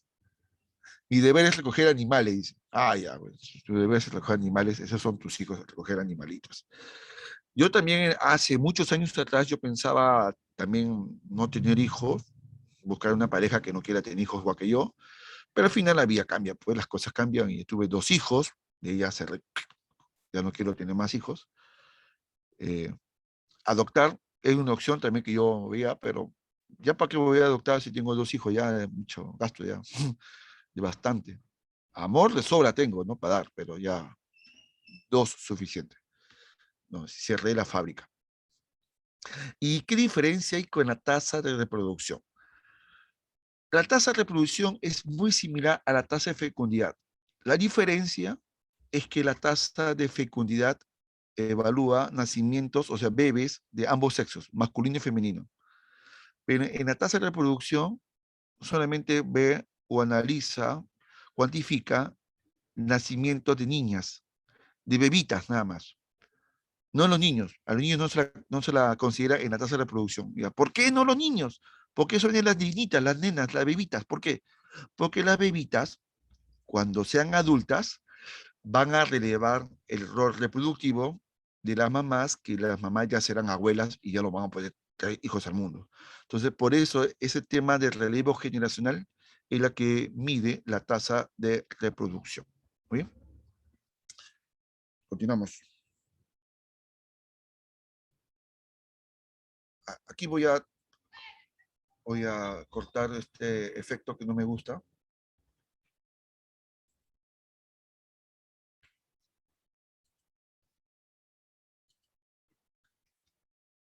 Este efecto a mí no me gusta.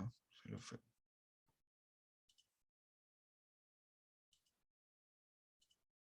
está.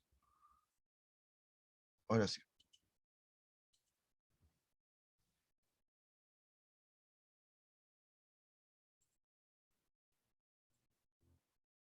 Ok, correcto. La esperanza de vida en nacer. La esperanza de vida en nacer es, en síntesis, los años que uno espera vivir o los años de sobrevivencia que se espera de una persona en un determinado lugar del mundo. Si uno nació en un país de primer mundo desarrollado, donde hay pues, calidad de vida, alimentación, vacunas, medicina, atención médica, etcétera, muy probablemente esta persona, por lo general, no siempre, salvo los accidentes, pero por lo general son personas que vivirán muchos años de vida, muchos. En cambio, una persona que nació en un país con pobreza, con muchas carencias, con limitaciones alimentarias, con una dificultad de acceso de salud, de vacunas y medicinas, entonces son personas que en otros países probablemente no vivan, personas no vivan tantos años. No. Por eso que según el nivel de calidad de vida de cada país, las personas viven más o menor cantidad de años. Si comparamos los países con mayor esperanza de vida, que Andorra, San Marino, y lo comparamos con países con menor esperanza de vida, que son República Centroafricana, el Chad y otros países más africanos, vemos una gran diferencia. Que en los países como Andorra, San Marino, que son países económicamente muy desarrollados, su vida promedio sobrepasa los 80 años, a lejos. En cambio, en los países africanos donde se conoce que hay altos niveles de pobreza y de carencias materiales, médicas, alimentarias, etcétera, las personas viven una menor cantidad de años. Así es. 54 años, 53 años de vida promedio. Yo tengo 41, o sea, me quedan 10 años más y ya me moriría si viviera, si fuera un africano de esos países. Así es. ¿Y de qué depende esta esperanza de vida? Como dije, ¿no? De la calidad de vida que uno tiene, ¿no? De la calidad alimentaria, de tu forma como has vivido, del estado económico, etcétera, etcétera. De todo eso depende. Así es. Y la tasa de morbilidad, bueno, la tasa de morbilidad tiene que ver con el grado de enfermedades que padece la población. Hay enfermedades que son más comunes en un país, digamos, por la naturaleza socioeconómica también del país. Por ejemplo, en el Perú, si hablamos de tasa de morbilidad, ¿qué enfermedad es bastante común entre los pobres desde antes de la pandemia? ¿Qué enfermedad es muy común entre la gente pobre antes de la pandemia? La TBC, la tuberculosis y la anemia. Correcto, así es. Y si eso lo sumamos, si una persona tiene otras enfermedades que se puede complicar con esa, eso se llama comorbilidad. Así es. Si uno tiene una enfermedad crónica y se le suma otra dolencia más que genera complicación, provoca la comorbilidad. Así es. A nivel mundial, la tasa de morbilidad está relacionada con qué enfermedad hoy día en el mundo. ¿Qué enfermedad genera una tasa de morbilidad a nivel mundial hoy día? Claro, el nuevo coronavirus, exactamente. Y pregunto, ¿el nuevo coronavirus tiene comorbilidades que puede complicar la salud de unas personas? Sí. ¿Qué personas con enfermedades son más vulnerables frente al nuevo coronavirus? ¿Lo que sufre qué cosa? ¿Enfermedad de qué? Del corazón. Algunas enfermedades respiratorias, correcto. ¿Qué más? Lo que son diabéticos, también. Son complicados. Lo que tienen sobrepeso, también. Personas que se pueden complicar. Migración. La migración, mis estimados estudiantes, viene a ser el desplazamiento de personas de una región a otra, pero no para hacer turismo, no. No es que nos vamos ya, nos vamos al Caribe, cholo, a un fin de semana, no estoy yendo a migrar, no, no, no.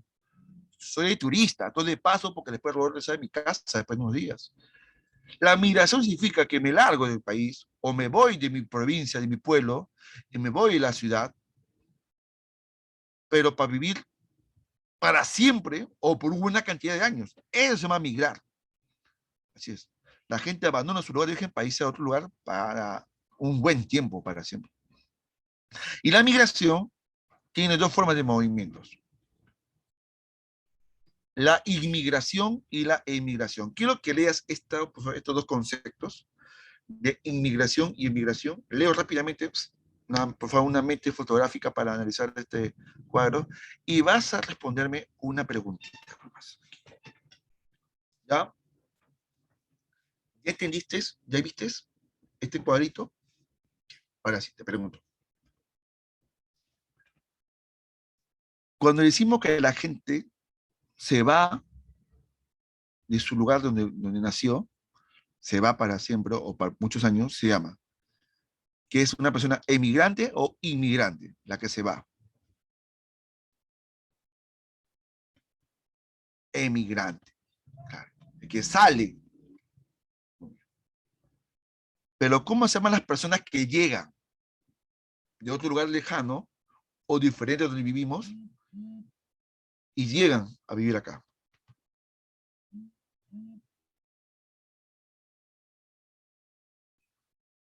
Inmigrantes. Los que ingresan, el ingreso de personas son inmigrantes. Exactamente.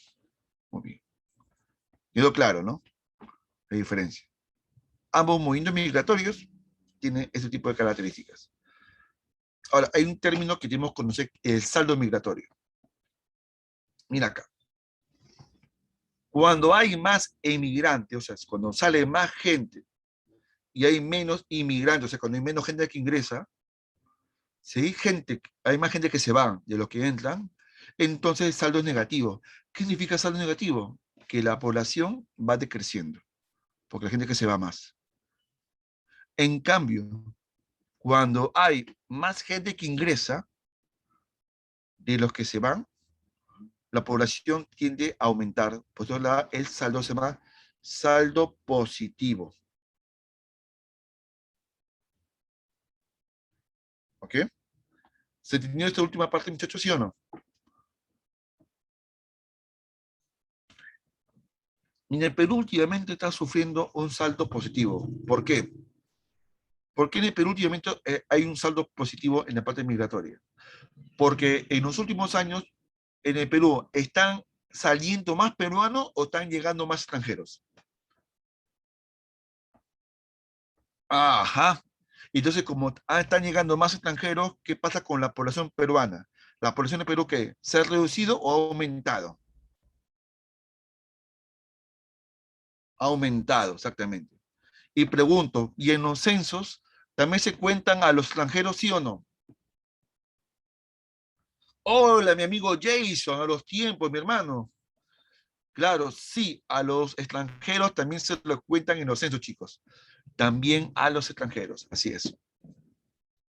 Está el tiro, hoy. ¿Por qué ya está, hermano? Hoy? También que tú te tomas tu café, con tu chicharrón, te tomas tu tiempo para ingresar a clase, pero ya te haces esperar, te haces extrañar, hermano. Ok.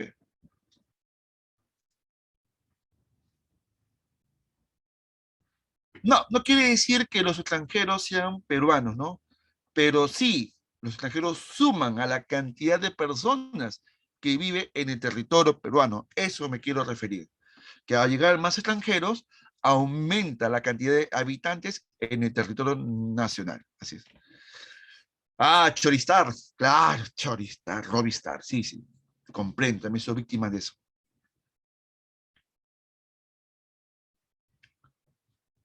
Ah, ya, ahí está, tómale foto una vez, mi estimado Christopher, tómale foto una vez, ya, porque además ya está, esto lo cuelgo ahorita, lo voy a colgar, como todo el diapositivo, lo voy colgando yo al internet para que lo tengan en forma de PDF. Ya está, ¿no? Listo. Tome captura, ahora sí. Hola, la tasa de crecimiento, amigas, amigos, es cómo se analiza el crecimiento de la población de un país tomando en cuenta dos variables. Uno, la tasa de crecimiento vegetativo o natural. ¿Qué quiere decir esto? Se toma como referencia la cantidad de nacimientos con la cantidad de fallecidos. Esa diferencia. Por lo general, y esto no es normal, siempre hay más nacimientos de los que fallecen. Eso es por lo general. A pesar del coronavirus hoy día, en tiempos actuales, nacen más personas de lo que mueren. Sí, a pesar del coronavirus, creo. Así que el crecimiento demográfico se va a evaluar de esa manera. Claro, con la pandemia ya no crece tan rápidamente, sino ya el crecimiento es más lento, porque la cantidad de fallecidos ha aumentado. Okay. Pero esa es una tasa de crecimiento natural o vegetativa, que es la forma más simple, ¿no? Pero si queremos analizar la tasa de crecimiento real, la real, o sea, la más completa, se toma también de referencia los siguientes criterios. La diferencia entre los que nacen y los que mueren, más la diferencia de los que emigran, o sea, tema migratorio también. Entonces, cuando tenemos temas aquí también migratorio, entonces tenemos un crecimiento poblacional más cercano a la realidad. Así es. Y como ven, en este cuadro estadístico, por ejemplo, de los censos nacionales en el Perú, ¿cómo viene el crecimiento peruano? Mira, en la década de los 60 estaba en 2.8% de crecimiento anual y hoy día el crecimiento es el 1% anual. O sea, ¿crece la población? Sí, pero más lentamente. Bien, muchachos. Todos estos demás datos ya está en su PDF. Y ya nos ganó el tiempo y tengo que ingresar a la otra aula porque tengo que aplicar un examen. Así que me van a disculpar, no voy a poder explicar todas las preguntas de aquí, pero sí le voy a dar las claves, sí voy a dar las claves ahorita, pero por favor, como ya he dicho más de una oportunidad, si alguien tiene alguna pregunta que quiere que se den una explicación por medio de mi estimada Miriam, me mandan y dice, ¿qué pregunta quiere que le explique? Me dice, número 1, si el número busco, o la número 4, la número 6, la busco, te hago un audio, te lo explico y te reenvío el audio para que puedas escuchar la explicación. ¿Está claro, muchachos? Entonces la 1, tenemos aquí la clave, la 2 y la 3, las claves. Todas estas claves, muchachos, está subido, voy a subirlo ahora que tengo la clase, en internet para que lo descarguen en forma de PDF. Muy bien, ahí está. Yo tengo el otro lado que me están esperando. Ha sido un tema bastante amplio y extenso. Hemos hablado también de otros temas y nos hemos pasado un poquito de tiempo, pero es necesario hablarlo también. Es necesario también hablarlo y compartir con ustedes algunos datos y precisar información. De esta manera, me voy despidiendo de ustedes, Dios mediante, esperando que todos nos sigamos cuidando y que sigan yendo a su vacuna FES, a su vacunatón. Muy bien. Así que cuídense mucho. Nos vemos la próxima semana. Chao, Miriam. Chao con todos. Ya, profesor, cuídese. Luego. Chao.